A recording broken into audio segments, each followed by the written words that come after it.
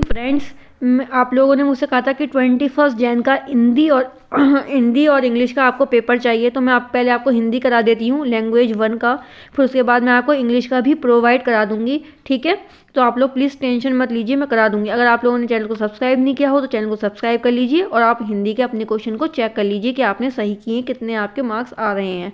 ठीक है, तो प्लीज़ वीडियो को लास्ट तक ज़रूर देखिएगा, छोड़िएगा मत बीच में, और चैनल को सब्सक्राइब भी ज़रूर करिएगा।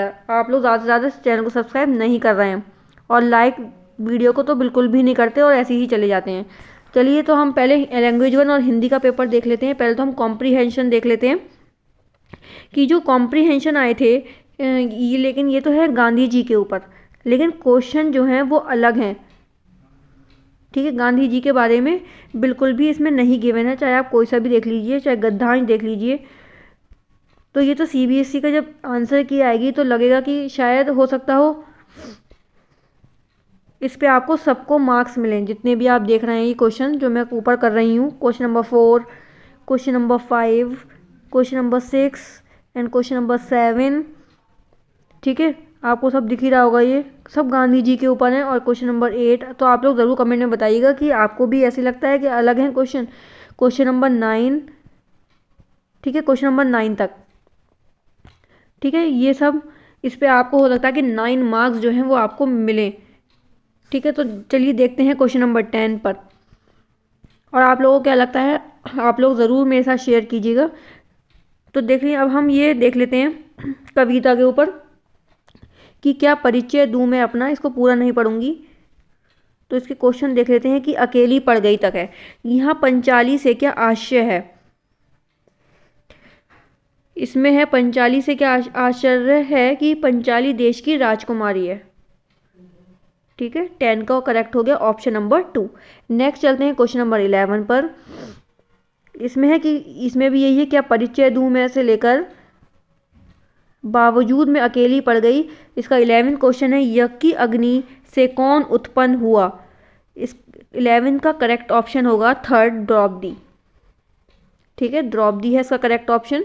नेक्स्ट चलते हैं क्वेश्चन नंबर 12 पर। मैं ये हटा देती हूँ पैराग्राफ और उसके बाद 12 पर आ जाते हैं कि पिता को चाहिए था कि योद्धा, यहाँ किस योद्धा की बात हो रही है। तो किस योद्धा की बात हो रही है, यहाँ पर होती है धृष्टद्युम्न की। ठीक है, 12 का हो गया आपका 4 करेक्ट आंसर। नेक्स्ट चलते हैं क्वेश्चन नंबर 13 पर। यह भी पैराग्राफ वाला क्वेश्चन है कि कुसभा में उपस्थित द्रौपदी की पतियों का क्या कहा जाता था। बता देंगे आपको क्या कहा जाता था। उनको कहा जाता था पांडव। ठीक है, करेक्ट ऑप्शन हो जाएगा 3rd। चल नेक्स्ट क्वेश्चन पे चलते हैं, क्वेश्चन नंबर 14 पर। यह भी पैराग्राफ है कि निःसृत शब्द है। 14 का करेक्ट ऑप्शन हो जाएगा तत्सम। कौन सा शब्द है ये, तत्सम है। नेक्स्ट चलते हैं क्वेश्चन नंबर 15 पर। यह भी कॉम्प्रीहेंशन है। क्वेश्चन नंबर 15 है कि द्रोणाचार्य शब्द का संधि विच्छेद क्या है। तो आपको संधि विच्छेद करना है। 15 का जो करेक्ट हो जाएगा वो होगा द्रोण प्लस आचार्य। तो ऑप्शन आपको 3rd दिख रहा होगा, द्रोण प्लस आचार्य। 15 का हो गया आपका 3rd ऑप्शन। नेक्स्ट चलते हैं क्वेश्चन नंबर 16 की तरफ। अब ये आपके पेडागोजी शुरू हो चुकी है कि निम्नलिखित में से किस पर साक्षरता अर्जित करने में कुशलता होनी चाहिए। तो किस पे होनी चाहिए, तो अध्यापन करना एवं भाषा की समझ। ठीक है, ऑप्शन नंबर होगा आपका 3rd। नेक्स्ट चलते हैं क्वेश्चन नंबर 17 की तरफ कि प्राथमिक स्तर पर किसी गतिविधि या किसी खेल के लिए अनुदेशन दिया जाना चाहिए। करेक्ट ऑप्शन हो जाएगा 17 का 1 कि बच्चों की घर की भाषा या मृत भाषा में। ठीक है, करेक्ट ऑप्शन है 1। 17 का करेक्ट ऑप्शन 1। अगर आप लोगों ने चैनल सब्सक्राइब नहीं हो तो प्लीज़ सब्सक्राइब ज़रूर करिएगा और वीडियो को लाइक करना मत भूलिएगा। कमेंट में मुझे ज़रूर बताइएगा कि आपको वीडियो कैसी लगी और आपके कितने मार्क्स आए, ये भी ज़रूर से कमेंट में बताइएगा। नेक्स्ट चलते हैं क्वेश्चन नंबर 18 पर कि बच्चों में भाषा जैविक रूप से उपस्थित होती है तथा वह भाषा बच्चों में ठीक उसी तरह से विकसित होती है जैसे कि अन्य जैविक कार्य। ये कथन किसने कहा है, ये नोम चॉस्की ने कहा है। 18 का जो करेक्ट ऑप्शन है वो 2 है, नोम चॉस्की। ठीक है, मैं थोड़ा सा बड़ा कर देती हूँ कि आप लोगों को पता नहीं दिख रहा है या नहीं। ठीक है, ये मैंने थोड़ा सा स्क्रीन बड़ी कर दी है। तो नोम चॉस्की है ये। चलिए नेक्स्ट क्वेश्चन पर चलते हैं, क्वेश्चन नंबर 19 की तरफ, कि विद्यार्थियों के अधिगम के आकलन के लिए उपयोग की जाने वाली स्कोरिंग मार्गदर्शिका को करते हैं। तो इसको आएगा 9 का 1 रूबिक्स। कितना आएगा? 1 रूबिक्स। नेक्स्ट क्वेश्चन पे चलते हैं, क्वेश्चन नंबर 20 पर, कि निम्नलिखित में कौन सा भाषा की पुस्तक से चित्रों के बारे में सबसे महत्वपूर्ण है। तो 20 का करेक्ट ऑप्शन हो जाएगा 2, कि चित्र शिक्षार्थी द्वारा अपने आसपास क्या देखा, सुना और महसूस किया को मिलाने में सहायता करते हैं। 20 का करेक्ट ऑप्शन हो जाएगा आपका 2। नेक्स्ट चलते हैं क्वेश्चन नंबर 21 पर। 21 है कि बच्चे अपने लिखने की शुरुआती यात्रा आड़ी तिरछी रेखाएं बनाकर करते हैं। ये चिन्ह क्या कहते हैं? तो इसे बोलते हैं कीरम काटे और स्क्रिबलिंग। ठीक है, वो जो बच्चे कीड़े मकोड़े हम बोलते रहते हैं कीरम काटे, तो उसी को कह रहे हैं। वो ऑप्शन नंबर 21 का हो जाएगा 2। ठीक है, नेक्स्ट चलते हैं क्वेश्चन नंबर 22 पर, कि शिक्षक बच्चों को आकलन करता है या करती है।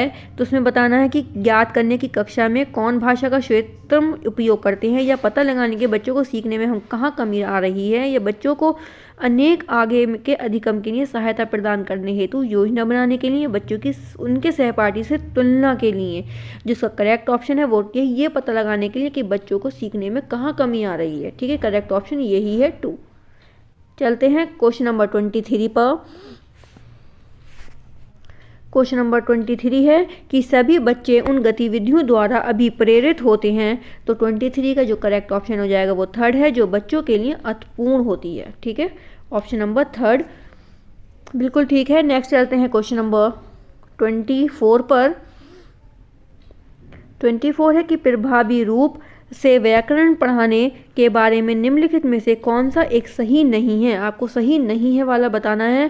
तो उसका सही नहीं है वो है कि नियमों को रटकर तथा अभ्यास करके व्याकरण सीखना, रटकर सीखा नहीं जाता। ठीक है, 24 का करेक्ट ऑप्शन है 4। नेक्स्ट चलते हैं क्वेश्चन नंबर 25 की तरफ, कि कहानियाँ बच्चों को भाषा अधिगम का आनंद लेने तथा उनमें डैश विकसित करने के लिए प्रोत्साहित करती है। तो क्या प्रोत्साहित करती है? जीवन कौशल। ऑप्शन नंबर 3rd बिल्कुल ठीक है। नेक्स्ट चलते हैं क्वेश्चन नंबर 26 की तरफ। नेक्स्ट क्वेश्चन नंबर 26 है कि विदुभाषी बच्चे या 2 भाषा जानने वाले बच्चे किसी से बात करते समय प्रातीय भाषा के शब्दों का प्रयोग करते हैं, वो क्या कहलाते हैं? तो 26 का जो करेक्ट ऑप्शन है वो बाहुभाषिकता कहलाते हैं। क्या कहलाते हैं? बाहुभाषिकता। नेक्स्ट चलते हैं क्वेश्चन नंबर 27 की तरफ, कि निम्नलिखित में से कौन सा कौशल बच्चों का उनका हस्तलेखन विकसित करने में सहायक करेगा? तो उन्हें धागे में मन के पिरोना। 4th ऑप्शन इसका बिल्कुल करेक्ट है, 100% राइट आंसर है। नेक्स्ट चलते हैं क्वेश्चन नंबर 28 की तरफ, कि निम्नलिखित कथन के संदर्भ में कौन सा विकल्प सही नहीं है? कविता, गीत एवं मंत्र के तरीके हैं जिनके बच्चे। तो 28 का करेक्ट हो जाएगा, सही नहीं पूछा है तो गलत है, कि शब्द एवं वाक्य संरचना रटते हैं, तो उन्हें रटा नहीं जाता। ये आपका ऑप्शन गलत है, तो हमें वही टिक लगाना है। तो हमने ऑप्शन नंबर 1 ले लिया। ठीक है, ऑप्शन नंबर 1 बिल्कुल करेक्ट है। क्वेश्चन नंबर 29 पर चलते हैं, कि व्याकरण अनुवाद विधि अधिक बल देती है शुद्धता पर, प्रभाव पर, उपयुक्तता पर या उच्चारण पर। 29 का जो करेक्ट होगा वो शुद्धता पर। ठीक है, शुद्धता पर बिल्कुल ठीक है। लास्ट क्वेश्चन पे चलते हैं इस वीडियो की, क्वेश्चन नंबर 30 पर। क्वेश्चन नंबर 30 है, प्लीज़ चैनल को सब्सक्राइब ज़रूर करिएगा। क्वेश्चन नंबर 30 के शिक्षा में भाषा अधिगम की प्रक्रिया को बढ़ावा देने के लिए तकनीकी प्रौद्योगिकी का प्रयोग करना डैश कहलाता है। वो क्या कहलाता है? वो कहलाता है सूचनात्मक प्रौद्योगिकी। 30 का करेक्ट ऑप्शन, प्रयोगात्मक नहीं कहलाता, सूचनात्मक नहीं कहलाता, संप्रेषण प्रौद्योगिकी कहलाता है। ठीक है, ऑप्शन नंबर 4 जाएगा इसका, 3rd नहीं, ठीक है, option number 4 is correct answer. तो चलते हैं, ये वीडियो आपकी यहीं पूरी होती है। मैं इंग्लिश की वीडियो ज़रूर लेके जाऊंगी, उस पर अभी थोड़ा सा काम चल रहा है, मैं उसको सॉल्व कर रही हूँ। जैसे ही होती है आपके सामने ज़रूर लेकर आऊँगी। तो मिलते हैं नेक्स्ट वीडियो में नेक्स्ट पेपर के साथ। चैनल को सब्सक्राइब करना मत भूलिएगा।